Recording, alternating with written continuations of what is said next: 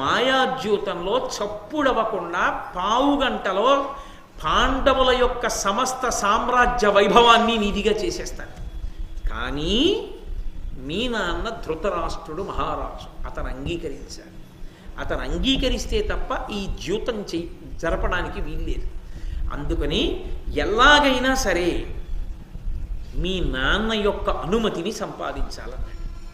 వెంటనే దుర్యోధనుడు అన్నాడు, దానికేమీ లోటు, మా నాన్నని ఒప్పిద్దాం పద అన్నాడు. ఇద్దరూ కలిసి వెళ్ళారు. దుర్యోధనుడు వచ్చాడు, శకుని వచ్చాడు. పరమప్రీతితో దుర్యోధనుడు ఆ ధృతరాష్ట్రుడు కొడుకొచ్చాడని సంతోషించాడు. అది మనసుకి పట్టేటట్టుగా నేపథ్యాన్ని తయారు చేయడం అనేటటువంటి ప్రక్రియలో శకుని ఎంత సిద్ధాస్తుడో అర్థమవుతుంది. అవతల వారి మనసుకి ఉన్నటువంటి బలహీనతని బాగా పట్టుకున్నాడు.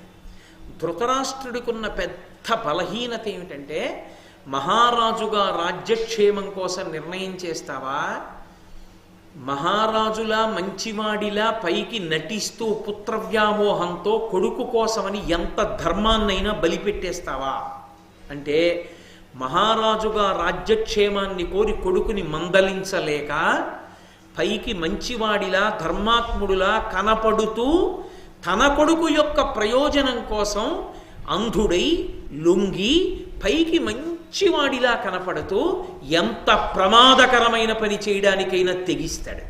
అది ధృతరాష్ట్రుడి యొక్క లక్షణం. ఒక విధంగా చెప్పాలంటే దుర్యోధనుడి కన్నా ధృతరాష్ట్రుడు ప్రమాదకారి. ఎందుచేతనో తెలుసా? దుర్యోధనుడు చెడ్డవాడని తెలిసిపోతుంది. దుర్యోధనుడు చెడ్డవాడు కాడు అనడానికి ఏం ఉండదు. నేను చెడ్డవాడిని కాను అని వాడు చెప్పుకోడు. నాకు అసూయ ఉంది, పాండవులు వృద్ధిలోకి వస్తే నేను తట్టుకోలేను, నేను అన్నం తినలేనని చెప్తాడు. ధృతరాష్ట్రుడు అలా చెప్పాడు. నా తమ్ముడి కొడుకులండి, నాకెంత ప్రేమండి, వాళ్ళు నా బిడ్డలండి అంటాడు. కడుపులో రాచ పదవిని అడ్డుపెట్టి తమ్ముడి కొడుకుల రాజ్యాన్ని తన కొడుకులకి ఇప్పించడానికి ఎంత కుట్రయ్యకైనా సిద్ధపడతాడు. కాబట్టే అసలు మహాభారతంలో దుర్యోధనుడి కన్నా దుష్టచతుష్టయం కన్నా అత్యంత ప్రమాదకరమైన వ్యక్తి ఎవరు అంటే ధృతరాష్ట్రుడు. ధృతరాష్ట్రుడు అన్నప్పుడు మీరు ఒక్క విషయాన్ని గుర్తుపెట్టుకోవాలి. కుటుంబాధిపతి అయినటువంటి వాడి ప్రధాన ధర్మమేమి, తప్పో ఒప్పో వాడు సరిగా అర్థం చేసుకొని చేసుకోకపోని, పిల్లలు సక్రమమైన మార్గంలో లేనప్పుడు వేలిలా చూపించి చెప్పగలిగిన ధైర్యం కుటుంబాధిపతికి కొరవడిపోతే, తండ్రి స్థానంలో ఉండి కొడుక్కి మాత్రమే ప్రయోజనం చెయ్యాలనుకున్నవాడు ఆ తండ్రి స్థానానికి పక్కన తాను ఎన్ని స్థానాలలో కూర్చోగలడో అన్ని స్థానాలని కొడుకు కోసం బలిపెట్టేస్తాడు. తాను ఒక కార్యాలయంలో అధికారి అయితే ఆ సమర్థతని కొడుకు అభ్యున్నతి కోసం బలిపెడతాడు. ఏమైనా చేస్తాడు కొడుకు కోసం. తాను సమాజంలో ఒక పెద్దరికంలో ఉంటే తన కొడుకు కోసం ఈ పెద్దరికాన్ని అడ్డుపెట్టి ఈ పెద్దరికం అనేటటువంటి ముసుగులో ఎంత చిన్నతనానికైనా దిగజారిపోతాడు. మొట్టమొదట బలిపెట్టవలసింది ఏదైనా ఉంటే, తనను తాను పరిశీలించుకోవలసినది ఏదైనా ఉంటే, తన కడుపున పుట్టిన పిల్లలు వక్రమార్గంలోకి వెళ్ళిపోతున్నారని తెలుసుకున్నప్పుడు వాళ్ళకే చెప్పలేని వాడు లోకమునందు ఏ ఇతర స్థానమునందు కూర్చుని చెప్పడానికి అధికారమును పొందలేడు. వాడు సమాజమునకు ప్రమాదకారి. వాడు దెబ్బతింటాడు, లోకాన్ని దెబ్బతీస్తాడు. సంతానము మీద ప్రేమ ఉండడం తప్పు కాదు, సంతానం మీద వ్యామోహం ఉండడం, సంతానం ఏది కోరినా ఎంత అధర్మ మార్గంలో వెళ్ళిపోతున్నా నా బిడ్డ అన్న భావనతో ధర్మాన్ని చెప్పకపోవడం మాత్రం కొడుకు ఏమైపోతాడో నాకు తెలియదు, కానీ ఆ స్థానంలో కూర్చున్న తల్లిదండ్రులు మాత్రం భ్రష్టులైపోతారు. దానికి ప్రత్యక్షమైన ఉదాహరణ ధృతరాష్ట్రుడు. అలా చెప్పే ధైర్యం లేనప్పుడు ఆ తండ్రితనం చచ్చిపోయినట్టే. వాడు పనికొచ్చేవాడు కాడు తండ్రితనానికి. అందుకే ఆ ఏ మాట చెప్పాలో తెలుసు శకునికి. ఏ మాట అంటే ధృతరాష్ట్రుని యొక్క సమస్త పదవులు కొడుకు కోసం ఒడ్డేస్తాడో ఆ మాట అన్నాడు. ఇద్దరూ వెళ్ళారు. దుర్యోధనుడు తండ్రి పాదాల దగ్గర కూర్చుని నమస్కారం చేశాడు. ఎరా నాయనా దుర్యోధన ఇలా వచ్చావు అన్నాడు. శకుని చెప్పాడు జవాబు. ధృతరాష్ట్రుడితో అన్నాడు, నీ కొడుకు కృషించిపోయాడు, కళావిహీనుడైపోయాడు. కనుక్కో ఎందుకో అన్నాడు. ఈ మాట చాలు ధృతరాష్ట్రుడికి. దేనికి కృషించిపోయావు, దేనికి కళావిహీనుడవయ్యావు అని అడిగి, నేను ఈ కారణానికి కృషించిపోయాను, పాండవుల ఐశ్వర్యాన్ని చూడలేకపోతున్నానంటే చెయ్యి నోర్మోయ్ అనలేడు ధృతరాష్ట్రుడు. కొడుకు కృషించిపోయాడు, కళావిహీనుడైపోయాడు. ఇప్పుడు ఏది వస్తే తనకున్న దాని చేత కాదు, ఇతరులకున్నది తనదైతే కొడుకు సంతోషిస్తాడో అది ఏదైనా, ఎంత అధర్మమైనా, తన రాచ పదవిని అడ్డుపెట్టైనా కుతంత్రంతో చేస్తాడు ధృతరాష్ట్రుడు. ఇది తెలుసు శకునికి. అక్కడొచ్చింది ప్రమాదం. తండ్రి అవడం గొప్ప కాదు, తండ్రిగా కూర్చోగలగడం గొప్ప, తండ్రిగా రాణించడం గొప్ప, కర్తవ్యతానిష్టతో ఉండగలగడం గొప్ప. అందుకే ఆ మాట శకుని అనగానే కంగారు పడిపోయాడు. అంతే గబగబా వంగి కొడుకు ఒళ్ళంతా తడివేశాడు. తడివేసి కౌరవైశ్వర్యంబు గౌరవంబున సమర్పితమయ్య నీయంద పేర్మితోడ అనుజులు మిత్రులు అనుచరులను నీకు ప్రీతులు కాని అప్రియులు లేరు, వివిధ భోగముల్ దివిజేషణము గల అట్టుల కలవు నీకనుభవింప, సకల భూపతులు బాయక భక్తియుక్తులై ఒలసి నీ పనుపు చేయుదురు, పేర్మినేమి కొరతయ్యే ఇట్లు డయ్యను తనుఛాయ తరిగియుండ, సకల ధరణి రాజ్య భోగ సుఖ పరాన్ముఖత్వము పొంద, ఏల నీకు కురుకులీశ్వరుండ. అది కొడుకుని పిలిచినటువంటి సంబోధన. ఒక తండ్రి కొడుకు కృషించిపోయి కళావిహీనుడవై అయ్యాడంటే ఎందుచేతరా అనొక మాట అంటే చాలు. నా నానికి ఇన్నున్నాయి కదరా అన్నాడంటే ఆ కొడుకు ఎప్పుడూ ఏవి కోరుకుంటాడో, ఏదో లేదని ఏడుస్తున్నాడు, నీకు ఇంకా ఏది లేదు నాన్న అని అడిగినట్టేనా? నాన్న నీకు ఏసీ గది ఇచ్చాను కదా నాన్న, నీకు సెల్ ఫోన్ ఇచ్చాను కదా నాన్న, నీకు కంప్యూటర్ కొనిపెట్టా కదా నాన్న, ఇంటర్మీడియట్ ఫస్ట్ ఇయర్లోనే మోటార్ సైకిల్ కొనిచ్చాను కదా నాన్న, నువ్వు ఎవరిని గుద్దేసినా డబ్బులు కట్టి కేసులు మాఫీ చేసేస్తాను కదా నాన్న, అయినా ఎందుకు ఏడుస్తున్నావు అని తండ్రి అంటే వాడు పనికొచ్చే తండ్రా పనికి మాలిన తండ్రే? దేనికి ఏడుస్తున్నావురా అని అడగాలంతే కాదు. ఇన్ని మాటలు ఎందుకు? కౌరవైశ్వర్యంబు గౌరవంబున సమర్పితమయ్య నీయంద పేర్మితోడా. ఏమిరా కౌరవుల ఐశ్వర్యం అంతట్లోనూ ఎక్కువ భాగాన్ని నీకే కట్టబెట్టేశాను కదరా, తప్పు కదూ? తాను రాచరికంలో ఉండి అదేం పని అసలు? నీకే కట్టబెట్టానుగా. అనుజులు మిత్రులు అనుచరులను నీకు ప్రీతులు కాని అప్రియులు లేరు. నీ చుట్టుపక్కల ఉండే స్నేహితులనుకో, నీ తమ్ముళ్ళనుకో, నీ అనుచరులనుకో, వాళ్ళందరూ నీ ఎందు ప్రియభావనతో ఉన్నవాళ్లే కానీ నీ పట్ల అప్రియమైన భావన ఉన్నవారు కారే. వివిధోపభోగముల్ దివిజేషణము కల అట్టుల కలవు నీకు అనుభవింప. వివిధ భోగోపకరణములు దేవేంద్రుడికి ఎలా ఉంటాయో అనుభవించడానికి అలా అన్ని భోగోపకరణములు నీకు సమకూర్చాను అనుభవించమని. అన్ని ఉన్నాయిగా, ఇంకా ఏమిటి లోటు వచ్చిందిరా? సకల భూపతులు బాయక భక్తియుక్తులయ్యులసి నీ పనుపు చేయుదురు. ఇంతమంది రాజులు నీకు భయపడి నీకు ఊడిగం చేస్తున్నారు, ఇన్ని నీకు సమకూర్చాను కదరా.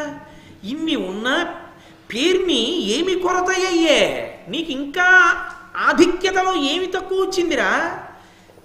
ఎందుకలా చిక్కిపోయావు? ఎందుకంత కళావిహీనుడు అయిపోయావు? రాజ్యభోగమునందు పరాన్ముఖత్వం ఎందుకు వచ్చింది నీకు? ఈ భోగాలు నేను అనుభవించానని ఒక్కడివే అలా కృషించిపోయి ఎందుకు కూర్చుంటున్నావురా? ఏల నీకు కురుకులేశ్వరుండా, కురుకులమునకు ఈశ్వరుంటేవాడు.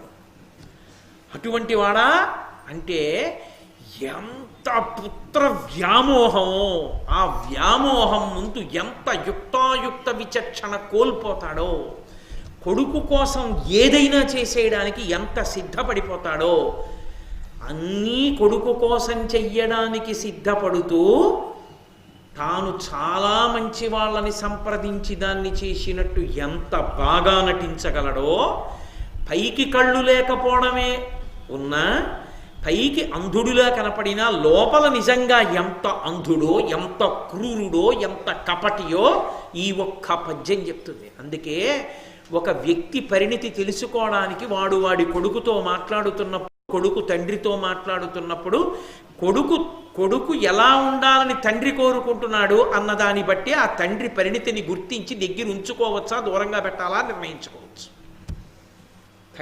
కొడుకుతో మాట్లాడటమే చేత కానీ తండ్రి లోకాన్ని ఉద్ధరిస్తాడా? ఏం ఉద్ధరిస్తాడు వాడు? అంతటి వ్యామోహం కొడుకు మీద. ఇన్ని మాటలు అడిగాడు. అందులో ఎక్కడైనా ఎందుకు అలా ఉన్నావురా అని ఒక మాట అడిగి వినాలి. ఇన్ని నీకు ఇచ్చాను కదరా అంటే ఇంకా ఏదో ఇమ్మని అడుగుతావురా నువ్వు, అయినా ఏం చేస్తాను తెస్తాను లేరా అన్న భావన ఉందా లేదా?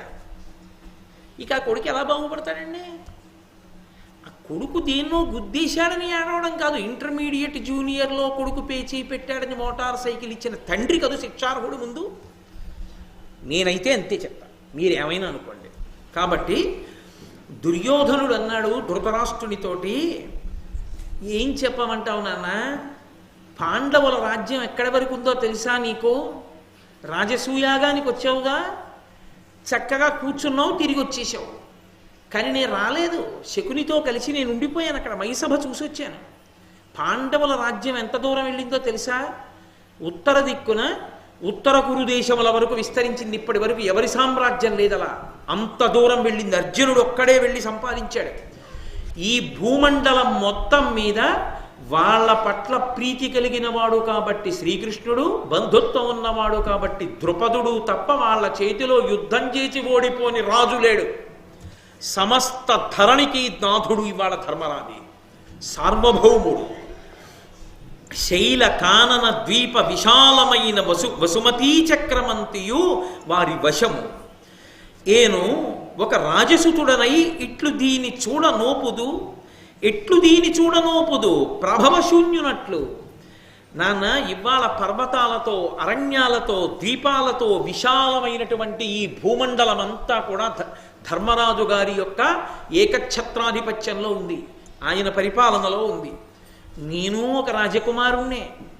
కానీ నాన్న, ఒక రాజకుమారుణ్ణయ్యుండి ధర్మరాజు గారి యొక్క ప్రాభవాన్ని చూసొచ్చాను. నాకేది ఇవ్వాల సామ్రాజ్య వైభవం? నీకు అన్నున్నాయి కదరా, ఇన్నున్నాయి కదరా అంటావేంటి నాన్న? ఏముంది నాకు? ధర్మరాజుకి ఎంత ఉందో చూసావా? నన్ను రత్న పరిగ్రహణంబునందు పాండవుండు నియోగించ పార్థివేంద్ర, సర్వరత్నాకరైక ప్రశస్త రత్న పుంజముల కాస్పదము ధర్మపుత్రు గృహము. నన్ను ఎక్కడ పెట్టాడో తెలుసా నాన్న ధర్మరాజు? వచ్చిన వాళ్ళందరూ ఇచ్చిన రత్నాల పళ్ళాలన్నీ పుచ్చుకోరా అన్నాడు. అలాగే అన్నాను నాన్న, పొరపాటున ఎన్ని పళ్ళాలు పుచ్చుకున్నాను లెక్కలేదు. సముద్రం రత్నాలకి వజ్రాలకి ఆలవాలం అంటారు, కానీ ఇవాళ అసలు ప్రపంచంలో ఉన్నటువంటి రత్నాలన్నీ ఎక్కడున్నాయో తెలుసా? ధర్మరాజు కోశాగారంలో ఉన్నాయి. అంత ఐశ్వర్యం ధర్మరాజుది. ఎవడో చెప్తే వినడం కాదు నాన్న, నేనే మోసి పంపించా కోశాగారానికి. నాకెంత బాధగా ఉంటుంది. ఎందరు రాజులు, ఎన్ని పదార్థాలు, పెద్ద చిట్టా చెప్పాడు. వాడు ఏనుగులు తెచ్చాడు, వీడు గుర్రాలు తెచ్చాడు, వాడు లొట్టిపిట్టలు తీసుకొచ్చాడు, వీడు సుగంధ ద్రవ్యాలు తీసుకొచ్చాడు, వీడు పట్టుబట్టలు పట్టుకొచ్చాడు, వాడు భూషణాలు పట్టుకొచ్చాడు, వీడు బట్టలు పట్టుకొచ్చాడు.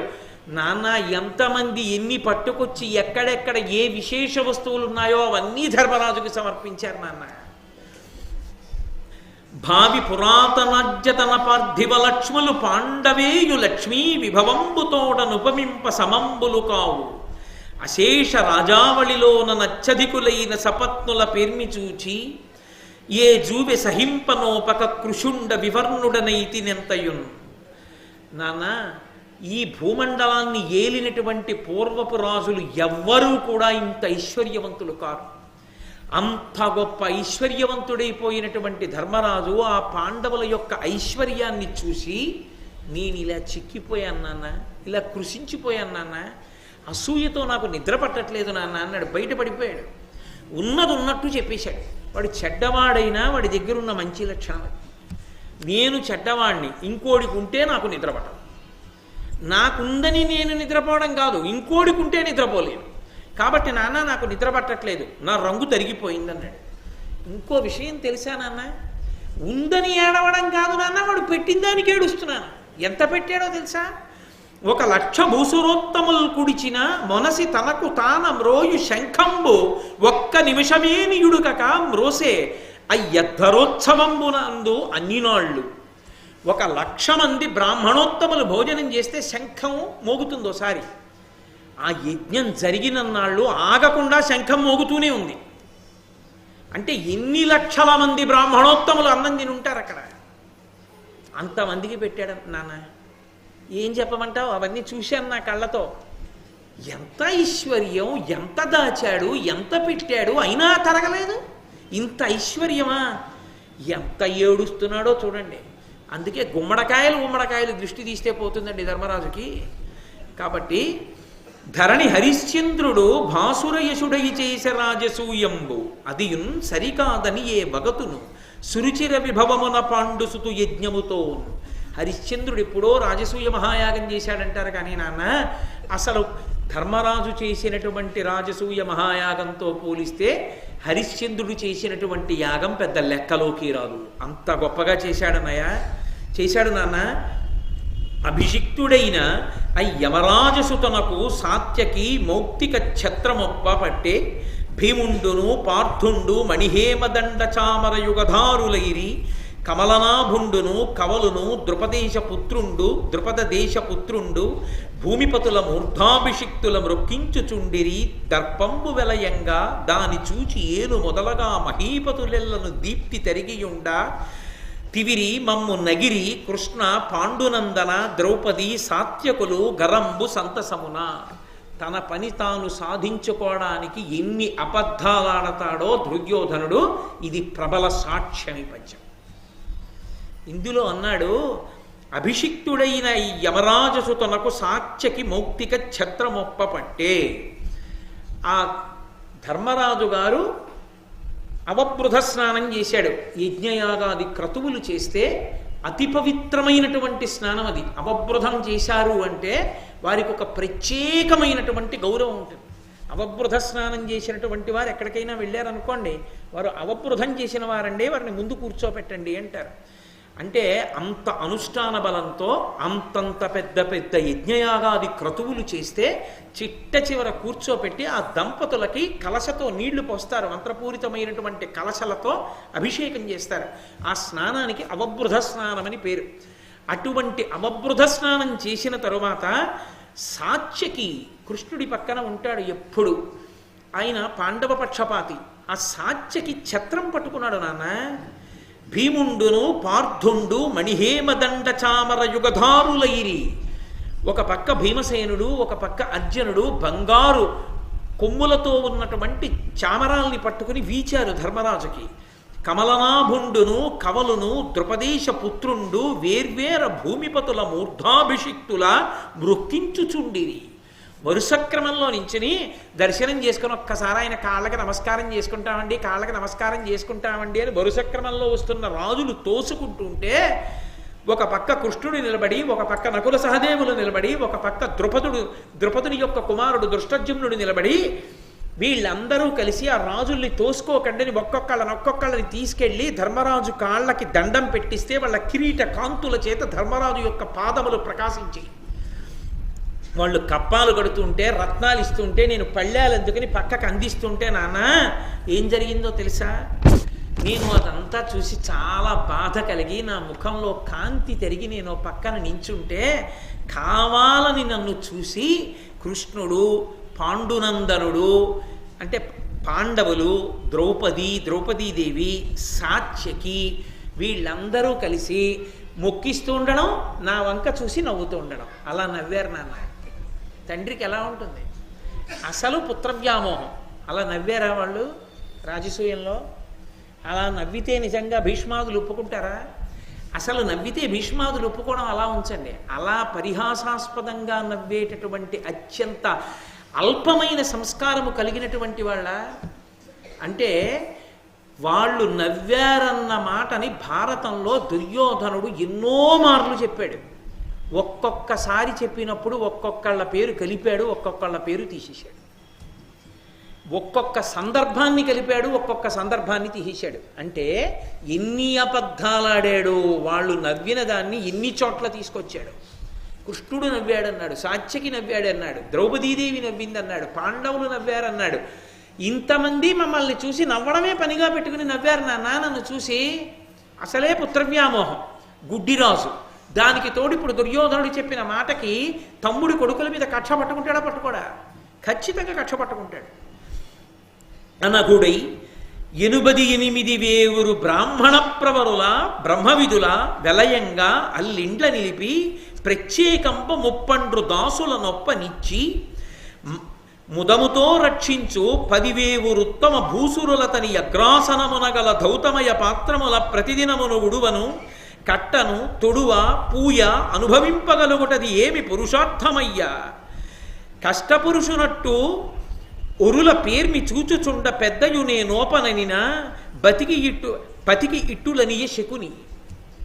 ఆ ధృతరాష్ట్రుడితో చెప్తున్నాడు దుర్యోధనుడు, నాన్న 88,000 మంది బ్రాహ్మణుల్ని తీసుకొచ్చి వాళ్ళందరికీ అగ్రహారాలిచ్చి ఇళ్ళిచ్చి మళ్ళీ ఒక్కొక్క బ్రాహ్మణుడికి 30 మంది దాసులనిచ్చి వాళ్ళ జీతభత్యాలన్నీ ధర్మరాజు భరిస్తున్నాడు బ్రాహ్మణ రక్షణకి.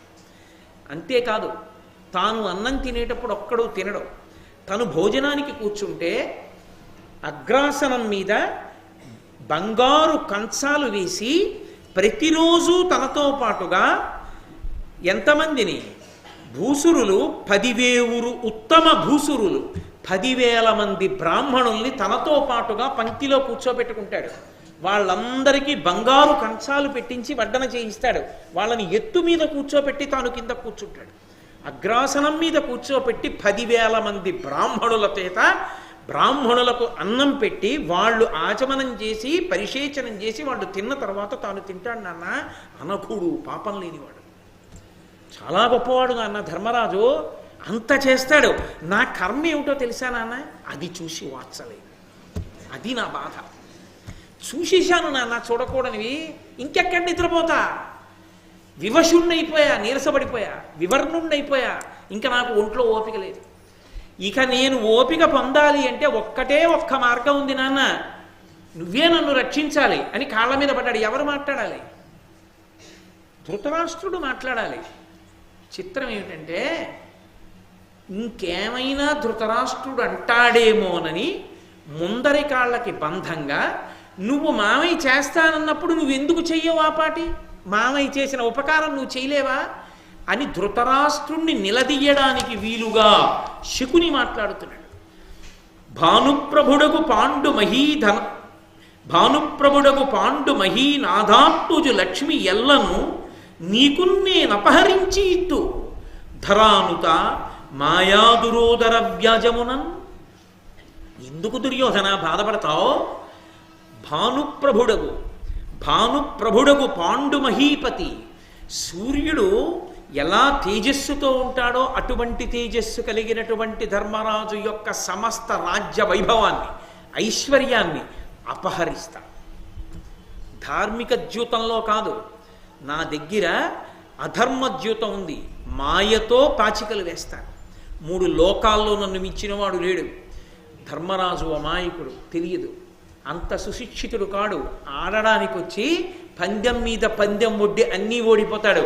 15 గంటలో ధర్మరాజుకున్న సమస్త వైభవాలు నీవి చేసేస్తాడు.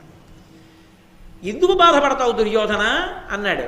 అంటే ఇప్పుడు పాండవులకు అంత ఐశ్వర్యం ఉందని వీడు ఏడిస్తే వీడికి ఉన్నదాన్ని ఎలా రక్షించమంటే చెప్పగలను, కానీ వాళ్ళది పట్టుకొచ్చి వీడికి తెచ్చి పెట్టమంటే పాండవుల పరాక్రమం ఏమిటో ధృతరాష్ట్రుడికి తెలుసు. ఎలా తీసుకొస్తాడు? తీసుకురాలేడు. పరిష్కారం ఏమిటో శకుని చెప్తున్నాడు. ఇప్పుడు అయితే మామయ్య చెప్పినట్టు చేయరా అంటే ఏం చేయాలి? ధృతరాష్ట్రుడు జ్యూత క్రీడకు ఆహ్వానించాలి. తానలా ఆహ్వానిస్తే 10 మంది ఏమంటారు? పెద్దనాన్నవి, రాజ్యం ఏలుతున్నవాడివి, దుర్మార్గుడివి, అలా తమ్ముడి కొడుకుల్ని పిలిచి మాయాద్యూతంలో ఓడించచ్చా అని అడగారు. తాను మంచివాడిలా ఉంటూ పని చెయ్యాలి. అందుకని ఇప్పుడు ధృతరాష్ట్రుడు అన్నాడు దుర్యోధనుడితోటి, ధీరమతి విదురుతోడ విచారింతం, వాడు నయవిశారదుడు, కళాపారగుడు, దీర్ఘదర్శి, అపార హితారంభుడు, ఉభయపక్షంబులకున్. అలాగే అనలేదు, అనకుండా చాలా వివేకం కలిగినటువంటి వాడు విదురుడు, అతన్ని సంప్రదిస్తాడు. వాడు నయవిశారదుడు, నీతిశాస్త్ర కోవిదుడు, కళాపారగుడు, అన్నీ తెలుసున్నవాడు, దీర్ఘదర్శి, దూరదృష్టితో ఆలోచిస్తాడు. అపార హితారంభుడు, భయపక్షంబులకున్, 2 పక్షాలకి కూడా హితం కావాలని కోరుకునేవాడు. ఆ విదురుడితో నేను ఆలోచిస్తాను, ఆలోచించి నీకు చెప్తానన్నాడు. ఎందుకు విదురుడితో ఆలోచించడం? విదురుడు మహాధర్మమూర్తి. అంతటి ధర్మమూర్తి అయినటువంటి విదురుడు ఈ అక్రమాన్ని అంగీకరించడు. అంగీకరించడని తెలిసినప్పటికీ మరి ధృతరాష్ట్రుడు ఎందుకు విదురుడితో మాట్లాడడం? వినడుగా ఎలాగో విదురుడు తాను చెప్పిన మాట వినడు. మాయాద్యూతానికి విదురుడు ఒప్పుకోడు. తప్పు అలాంటి వద్దు, బుద్ధి ఉందా లేదా నీకు? వాళ్ళకి పెద్దనాన్నవి అటువంటి పనులు చెయ్యొచ్చా? మాయాద్యూతం ఏమిటి? పిల్లల మధ్య చిచ్చు పెడతావా? తప్పు, అలాంటి పనులు చేయకూడదు నువ్వు అంటే ఊరుకుంటాడా? అలా ఊరుకునేవాడైతే ఆ బుద్ధి ఏదో తన కొడుక్కి తాను చెప్పద్దా? అంటే టక్కరితనం తండ్రిది ఎక్కడిదంటే, మహానీతి విశారదుడైనటువంటి విదురుణ్ణి నేను సంప్రదించాను, విదురుడు వద్దన్నాడు, కానీ ఏదో పిల్లలు ఆడుకుంటానన్నారని ఒప్పుకున్నాను, విదురుణ్ణే పంపించాను తీసుకురమ్మని. నేనేం అబద్ధం ఆడానా? జూదం ఆడుకుందరు కానీ కాసేపు కొత్తగా సభ కట్టాను రండిని చెప్పి నేను పిలుపుకి ఆహ్వానానికి పంపించింది విదురుణ్ణే కదా, విదురుడే కదా వెళ్ళి మాట్లాడాడు అని విదురుణ్ణి తీసుకొచ్చి సన్నివేశంలోకి దింపితే తాను మంచివాడన్నట్లుగా కనపడచ్చు. దుర్యోధనుడు ప్రమాదకారా, ధృతరాష్ట్రుడు ప్రమాదకారా? నేనందుకుని విదురుడితో మాట్లాడి నీకు చెప్తానన్నాడు. దుర్యోధనుడు అన్నాడు, పాండుపుత్రులకెప్పుడు పక్షపాతి విదురుడని చెప్పతొల్లియు విందు, దీని నెరిగి వారించుగాన అతడేల శకుని కైతవంబున కొడబడు కౌరవేంద్ర. ఎప్పుడూ విదురుడు పాండవ పక్షపాతి, వీడు పాండవ పక్షపాతి అంటాడు కానీ పాండవులు ధర్మమునందున్నారు, విదురుడు ధర్మపక్షపాతి. అందుకని విదురుడు పాండవుల పక్షాన మాట్లాడినట్టే కనిపిస్తుంది. పాండవుల పక్షాన మాట్లాడతాడు. అటువంటి విదురుడితో మాట్లాడి నువ్వేం నిర్ణయం చేస్తావు? మాయాద్యూతానికి పిలిపించగలవా వాళ్ళని? విదురుడు ఒప్పుకుంటాడా? విదురుడితో మాట్లాడతానంటావేంటి? దీని ఒడబడవేని నీడ ఈ క్షణమా సర్వభక్షుచే భక్షితుండనగుదను, తెల్లమేనెట్లయినా వగపు దక్కి విదురుడును నీవు ఉండు ముదముతోడ. నువ్వు మహారాజువి, మంత్రి విదురుడు, ప్రతిదానికి మంత్రిని సంప్రదించాలా? నువ్వు నిర్ణయం చేయలేవా? నీ కొడుకు కోసమా మాత్రం పిలవలేవా? ఇంత కష్టపడి మేనమామ ఓడించి అన్నీ ఇప్పిస్తానంటున్నాడుగా, ఏ ఆహ్వానం పలకడానికి ఏం రాజుగా? అది కూడా చేయవా ఉపకారం తండ్రిగా? సరే అయితే ఓ పని చెయ్యి, నీకు విదురుడేగా ఎక్కువ, నువ్వో విదురుడు ఉట్టి కట్టుకు ఊరేగండి, నేను ఇప్పుడే అగ్నిహోత్రంలో దూకి చచ్చిపోతాను, నేను వెళ్ళిపోతున్నాను. కొడుకు కోసం ఏమైనా చేసేస్తాడు కదా, చస్తే చావు అనమన్నాడు విదురుడు. వాడొక్కడిని వదిలి దరిద్రం వదిలిపోతుంది. మిగిలిన కొడుకు లేరు 99 మంది, నీకు ఒక్కడే కొడుక. వాడొక్కడు చచ్చిపోతే కోట్ల మంది బతుకుతారు, వాడొక్కడు బతకాలని కోరుకుంటే కోట్ల మంది చచ్చిపోతారు. దౌర్భాగ్యుడు, వాడిని వదిలేయి అన్నాడు. అలా ధృతరాష్ట్రుడు అనలేకపోయాడు. అక్కడ వచ్చింది పుత్రవ్యామోహం. కొడుకు అనేటప్పటికీ ఒరే తప్పురా, అలా ఉండకూడదు అనడు సరికదా, అదే వ్యామోహంతో ప్రవర్తిస్తూ చాలా ధార్మికంగా ప్రవర్తించినట్లు నటిస్తాడు. అక్కడుంది ఇబ్బంది. కాబట్టి వెంటనే అన్నాడు, ఉరే అంత పని చేయకురా, నువ్వు కోరుకున్నట్టే చేస్తానురా, పాండవుల్ని తప్పకుండా పిలిపిస్తాను అని 1000 మంది శిల్పుల్ని పిలిచాడు. ఎంత దురాలోచనో చూడండి. 1000 మంది శిల్పుల్ని పిలిచి అనేక ద్వారాలతో అద్భుతమైనటువంటి సభా నిర్మాణం చెయ్యండి అని వాళ్ళని ఆజ్ఞాపించి వలవల ఏడిచాడు. ఒరే కొడక, నువ్వు అటువంటి పని చేయకురా, నువ్వు లేకపోతే నేను ఉండలేనురా అని. అంటే అక్కడ మహిసభా నిర్మాణం జరిగింది. రాజసూయానికి వీళ్ళని పిలిచారు. వాళ్ళని పిలవడానికి హేతు ఏమిటి? ఏదో ఒక హేతు ఉండాలిగా. కొత్తగా సభ కట్టాము, చాలా గొప్ప సభ, మణిసభ ఇది. ఓసారి ధర్మరాజు వాళ్ళు వస్తే బాగుంటుందని పిలిపించాడు. గోడలు స్తంభాలు ఎన్నాళ్ళు చూస్తారు మహిసభని చూసిన వాళ్ళు? అందుకని ఏం చెయ్యొచ్చు? ఇంత గొప్ప సభ అలా చూస్తూ కాలక్షేపం ఉత్తిరే ఏం కూర్చుంటాం, కాసేపు జూదం ఆడుకుందాం అనొచ్చు. అన్న తర్వాత కావలసినవన్నీ చెయ్యొచ్చు. అందుకని దానికి పిలుపుకొక ప్రాతిపదిక కోసం మంటప నిర్మాణం చేశాడు సభ. అందుకు పిలిచాడు 1000 మంది శిల్పుల్ని. తన కొడుకు కోసం ఎంత దురాలోచనైనా చెయ్యగలడు. తమ్ముడి కొడుకులు తన కొడుకులే అయినా అన్నగారు, తమ్ముడు చనిపోయాడు, అన్నగారై ఆ బిడ్డల్ని రక్షించవలసినటువంటి వాడు ఎంత దుర్మార్గుడై ఆలోచిస్తున్నాడో చూడండి. మనసుకి నియంత్రణ లేకుండా ఉండాలి కానీ తన మీద తనకి అదుపు లేకుండా పోవాలి కానీ మనిషి ఎంతకైనా తెగించగలడు.